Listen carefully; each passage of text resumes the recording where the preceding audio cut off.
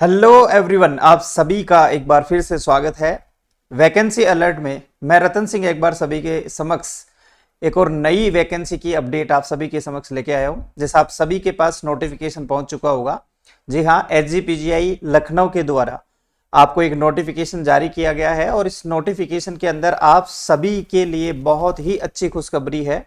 और ये अच्छी खुशखबरी है कि आपके समक्ष नर्सिंग ऑफिसर की लगभग 1200 पोस्ट आप सभी के समक्ष इस नोटिफिकेशन के थ्रू आप सभी के समक्ष लाया गया है।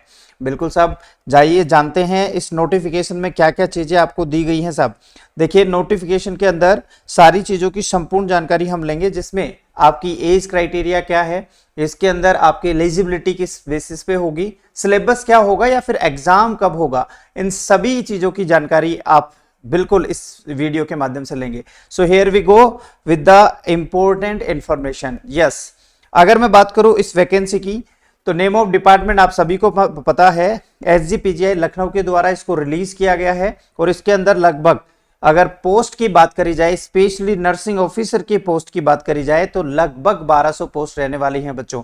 यस, आपने कहा सर 1200 पोस्ट, कैटेगरी वाइज भी एक बार बता दीजिए ताकि हमें पता लगे कि हम किस कैटेगरी से फॉर्म भर सकते हैं। चलिए, सबसे पहली बात तो मैं कर लेता हूं कि यूपी वाले जो बच्चे हैं, यूपी वाले बच्चों के लिए ये जो कैटेगरी है वो डेफिनेटली काम करेगी। अदरवाइज आउट ऑफ यूपी के जो बच्चे हैं उनको कहीं ना कहीं यहाँ निराशा हाथ लग सकती है, लेकिन फिर भी बिल्कुल हताश होने की आवश्यकता नहीं है। आप अगर जनरल में भी काउंट होते हैं तो लगभग 480 वैकेंसीज आपके पास हैं, तो आपको कोई भी उदासी की आवश्यकता नहीं है। चलिए साहब, यूपी के जो कैंडिडेट्स हैं, यूपी वाले जो लोग हैं, यूपी के जो बच्चे हैं, उनकी अगर बात करी जाए तो यूपी के एससी कैटेगरी वाले लोगों के लिए 253 पोस्ट यहाँ पे रखी गई हैं बच्चे। एससी कैटेगरी की 253, एसटी कैटेगरी की अगर बात करी जाए तो 24 पोस्ट हैं, only 24। Okay sir. Yes, OBC की अगर बात करी जाए तो यूपी के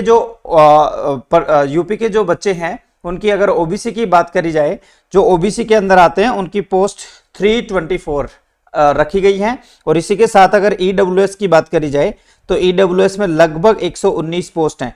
तो ये तो सारी की सारी पोस्ट डेफिनेटली आपको देखने को मिलेंगी, और ये स्पेशली सिर्फ यूपी वाले बच्चे ही इसके अंदर अप्लाई कर सकते हैं।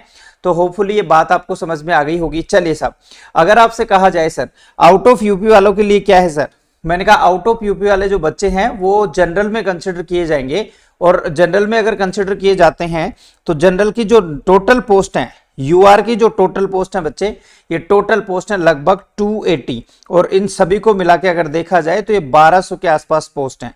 तो इस तरीके से सारी की सारी पोस्ट रहेंगी। जो भी आपकी कैटेगरी है, जिस भी स्टेट से आप बिलोंग करते हैं, आप इस फॉर्म को जरूर फिलअप करिएगा। तो आपकी पोस्ट की अगर बात करी जाए तो 1200 पोस्ट यहाँ पे देखने को मिल रही है बच्चे। यस, अगर आपने फॉर्म को अप्लाई करना है तो फॉर्म अप्लाई करने का जो मेथड रहेगा वो डेफिनेटली ऑनलाइन मेथड रहेगा। आप डेफिनेटली इस लिंक पे जाइएगा और इस लिंक के थ्रू आप अप्लाई कर सकते हैं फॉर्म को। और लिंक है आप सभी के समक्ष, दैट इज द www.sgpgims.org.in। ठीक है, ऑनलाइन मेथड से फॉर्म भरा जाएगा। नेक्स्ट हम बात कर लेते हैं एप्लीकेशन डेट की। सर एप्लीकेशन डेट अभी तक अनाउंस नहीं हुई है, वेरी सुन ये अनाउंस होगी। जब भी अनाउंस होगा definitely we will let you inform about these things. Last date, starting date, ये सारी चीजें उस नोटिफिकेशन के अंदर आपको देखने को मिलेंगी। और एग्जाम की डेट भी अभी तक डिक्लेयर नहीं हुआ है। जैसे ही कुछ अपडेट आएगी डेफिनेटली J2F के माध्यम से आपको प्रोवाइड कर दी जाएगी। चलिए साहब, एप्लीकेशन फीस की अगर बात करी जाए तो application fees according to category wise रखी गई है। इसमें अगर यूआर की बात करें तो जनरल से जो फॉर्म अप्लाई करेगा, आउट ऑफ यूपी वाले जितने भी लोग हैं, अगर वो फॉर्म अप्लाई करते हैं बच्चे, तो उनकी जो फीस रहेगी डेफिनेटली वो 1000 रुपए रहेगी। ईडब्ल्यूएस और ओबीसी कैटेगरी के बच्चों के लिए 1000 फीस रहेगी, और एससी एसटी के लिए 600 रुपीज का ये फॉर्म रहेगा। लेकिन स्पेशली एक चीज का और ध्यान रखेंगे, अब आपको जीएसटी भी भरना पड़ेगा। और जीएसटी 18% अगर लगा के चले तो लगभग यूआर के जो बच्चे हैं उनको टोटल जो कॉस्ट देनी पड़ेगी वो 1180 रुपए देनी पड़ेगी। ठीक इसी प्रकार से ओबीसी और ईडब्ल्यूएस वालों के लिए सेम फीस रखी गई है। और अगर एससी एसटी की बात करी जाए तो 708 रुपए का फॉर्म ये आपको कहीं ना कहीं भरना पड़ेगा।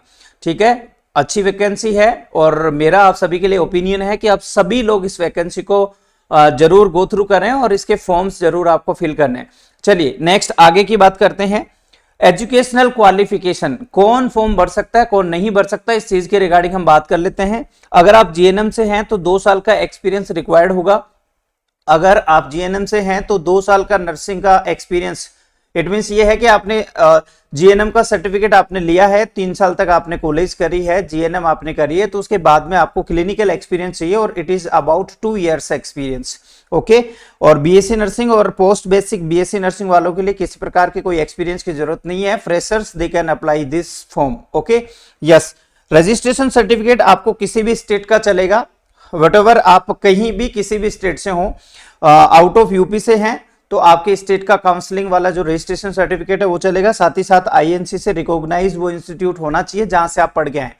तो ये दोनों सर्टिफिकेट्स का बिल्कुल आप ध्यान रखेंगे, ये आपके at the time of DV आपको चाहिए होंगे। तो ये क्वालिफिकेशन क्राइटेरिया है, आप अगर इसमें फुलफिल होते हैं तो डेफिनेटली इस फॉर्म को अप्लाई करिएगा। नेक्स्ट, सैलरी की बात करी जाए, देखिए सर वैकेंसी वैकेंसी वैकेंसी, सबसे इंपॉर्टेंट बात होती है जब नौकरी लगेगी तो हमें सैलरी कितनी मिलेगी सर। इतनी दूर जाएं, यूपी में जाके अगर जॉब करनी है, अगर कोई दूर दराज से और यूपी जाके जॉब करना चाहता है तो वो यही 4 बार सोचता है कि यार खर्चा मेरा होगा कि नहीं होगा। तो आप ये मान के चलिए जैसे कि सेंट्रल गवर्नमेंट का पे स्केल है, एज पर सीपीसी 7 सीपीसी के अकॉर्डिंगली इसकी सैलरी रहेगी और लगभग 44,900 से 1,42,400 के बीच में आपको ये कहीं ना कहीं पैसा मिलेगा। ऑलमोस्ट अगर देखा जाए 7 सीपीसी के अकॉर्डिंग तो लगभग 70-75 हजार रुपए के आसपास आपके अकाउंट में क्रेडिट होने वाली है सैलरी। तो बहुत बड़ा मौका है बेटा, किसी को नहीं छोड़ना है। तो लेवल 7 की ये वैकेंसी है, ग्रुप बी की वैकेंसी है। चलिए साहब नेक्स्ट बात करते हैं एज लिमिट। एज लिमिट 18 से 40 साल तक के लोग इसको अप्लाई कर सकते हैं। और एज रिलैक्सेशन के बारे में अगर आपको जानना है तो डेफिनेटली अभी नोटिफिकेशन और आना बाकी है जिसमें आपको सारी लिमिट्स दी जाएंगी। हाँ, age relaxation according to UP rules, जो यूपी गवर्नमेंट के रूल्स हैं उनके अकॉर्डिंगली आपको मिलेगा। लेकिन अभी तक का जो हमारे पास अपडेट है बच्चे, उसके बेसिस पे 18 से 40 साल तक के जो यंग लोग हैं वो सारे के सारे लोग इसको अप्लाई कर सकते हैं। चलिए साहब अगली बात करते हैं एग्जाम पैटर्न की। देखो सबसे इंपॉर्टेंट बात होती है फॉर्म भरना बहुत बड़ा टास्क नहीं है, फॉर्म हर कोई बच्चा भर देता है, लेकिन उसकी तैयारी करना एक बड़ी चीज है। और उसकी तैयारी के लिए आपको डेफिनेटली हर एक एग्जाम ओरिएंटेड तैयारी करनी चाहिए। तो मेरा पर्सनल सजेशन ये है कि आपको सिलेबस के बारे में नॉलेज होना चाहिए कि एग्जामिनर क्या पूछना चाह रहा है। और सिलेबस की अगर बात करी जाए तो सिलेबस इस पर्टिकुलर एग्जाम के अंदर जो रहेगा वो, अगर मैं बात करूं 100 नंबर्स का पेपर होगा और 100 नंबर्स के अंदर 60 नंबर जो होंगे या फिर 60 क्वेश्चन जो होंगे वो आपके टेक्निकल वाले होंगे। इट मींस आपके नर्सिंग के क्वेश्चंस होंगे और जो बचे हुए 40 क्वेश्चंस हैं ये डेफिनेटली आपको नॉन नर्सिंग से पूछे जाएंगे। नॉन नर्सिंग से पूछे जाएंगे जिसके अंदर आपको इंग्लिश, ओके, जिसके अंदर आपको इंग्लिश के कुछ क्वेश्चंस मिलेंगे बच्चे। अच्छा, नॉन नर्सिंग में कौन कौन से सब्जेक्ट आ सकते हैं सर? मैंने कहा एक आपको इंग्लिश के क्वेश्चंस होंगे, जीके के क्वेश्चंस होंगे, रीजनिंग के क्वेश्चंस होंगे, वेरी इंपॉर्टेंट, और इसके अलावा मैथ्स के क्वेश्चंस होंगे बच्चे। तो ये ध्यान रखना ये चारों सब्जेक्ट भी इंपॉर्टेंट रोल प्ले करेंगे आपके इस एग्जाम के अंदर। तो आपको डेफिनेटली इन सभी की तैयारी को भी मजबूत करना है। चलिए साहब हमें बताइए सर जरा कितने कितने मार्क्स के होंगे? इंग्लिश 10 मार्क्स का होगा, जीके 10 क्वेश्चन होंगे, रीजनिंग 10 क्वेश्चन होंगे, मैथ्स के 10 क्वेश्चन होंगे। तो इस तरीके से लगभग 100 क्वेश्चंस का पेपर होगा। हर एक क्वेश्चन 1 मार्क्स में डिवाइड किया गया है। नेगेटिव की अगर बात करी जाए तो नेगेटिव मार्किंग बिल्कुल रखी गई है, 1/3 इसकी नेगेटिव मार्किंग है। इसलिए आप नेगेटिव को जरूर ध्यान में रखें क्योंकि एग्जाम जब भी होगा तो हर एक एग्जाम का पैटर्न रहता है कि वो नेगेटिव मार्किंग जरूर रखता है। इट मीन सिंपल सी बात यह है कि अगर आपके 3 क्वेश्चंस अगर रॉन्ग होते हैं तो एक जो सही आपने टिक किया है वो भी उसके साथ में चला जाएगा। इसलिए नेगेटिव मार्किंग बहुत बड़ा रोल प्ले करती है हर एक एग्जाम के सिलेक्शन के लिए। ठीक है, तो आप अपने एमसीक्यू की प्रैक्टिस जारी रखिए, डेफिनेटली आगे जाके इन चीजों से आपको कहीं ना कहीं निजात मिल सकता है।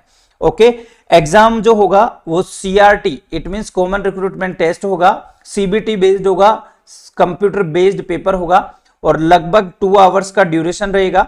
120 मिनट में आपको ये 100 क्वेश्चंस करने होंगे।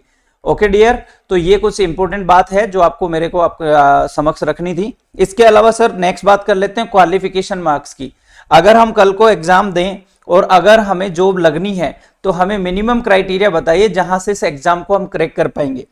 तो क्वालिफिकेशन मार्क्स अगर ओबीसी, ईडब्ल्यूएस और अनरिजर्व्ड या फिर मैं यूआर की बात करूं तो 50% रखा गया है।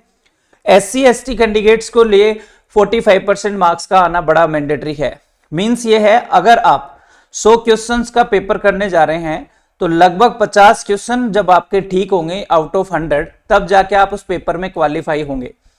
मेरिट की बात छोड़ दीजिए, मेरिट उसके बाद में ऊपर जो टॉप लेवल के जो बच्चे होते हैं वहां से निकाली जाती है, लेकिन क्वालिफिकेशन मार्क्स इतने हैं आपके, अगर इतने मार्क्स आते हैं तो definitely you will be qualified for the exams. Okay, yes, तो ये क्वालिफाइंग मार्क्स है। और आपने कहा सर आप इतनी बड़ी वैकेंसी के लिए क्या करने जा रहे हैं, Z2F परिवार हमारे लिए क्या कर रहा है? मैंने कहा Z2F परिवार आपके लिए वो सारी चीजें लेके आ रहा है जिनकी की एक नर्सिंग ऑफिसर बनने वाले स्टूडेंट की डिमांड होती है। इस डिमांड को पूरा करने के लिए आप डेफिनेटली एक नया बैच Z2F की तरफ से लॉन्च हो चुका है। 12, 13, 14 जून को इसके फ्री डेमो क्लासेस चल रही हैं। जयपुर में ऑफलाइन सेंटर से ये शुरू किया गया है। आप डेफिनेटली जिस भी बच्चे को ऑफलाइन अगर बैच ज्वाइन करना है तो they can come in Jaipur and take and I can say you can enjoy the classes. Okay, और जो बच्चे दूर दराज से हैं जो नहीं पहुंच पा रहे हैं तो वो बच्चे इस बैच को लाइव भी ज्वाइन कर सकते हैं, ऑनलाइन ज्वाइन कर सकते हैं। जो ऑफलाइन बैच का मजा है वो आप अपने फोन पे, अपने लैपटॉप में, आपके आईपैड में, आपके पैड के अंदर आप ले सकते हैं, क्योंकि यही बैच लाइव फ्रॉम क्लासरूम भी रहेगा। तो डेट नोट करें, 12 तारीख से ये शुरू हो चुका है। इसकी डेमो क्लासेस चल रही हैं और सुबह 8 बजे से ये क्लासेस चल रही हैं। एडमिशन सारे ओपन कर दिए गए हैं। बहुत ही ज्यादा लिमिटेड सीट्स हैं। अगर आपको ज्वाइन करना है तो you can call on these numbers. ये 5 नंबर आपको दिए गए हैं, आप इन 5 नंबर पे जाके डेफिनेटली कांटेक्ट कर सकते हैं और आप इस बैच को ज्वाइन कर सकते हैं। ये बैच मेनली टारगेट करता है नॉर्सेट को, साथ ही साथ में आपके याद रखना जो SGPGI की वैकेंसी है उसको टारगेट करता है, RRB को टारगेट करता है, इसके अलावा GMCH को टारगेट करता है। इट मीन जितनी भी नर्सिंग ऑफिसर्स की पोस्ट हैं उन सभी पोस्ट के लिए ये बहुत ही कंसाइज्ड और बहुत ही ज्यादा डेजिग्नेटेड कोर्स आपके समक्ष रखा गया है। तो definitely hurry up and join the classes.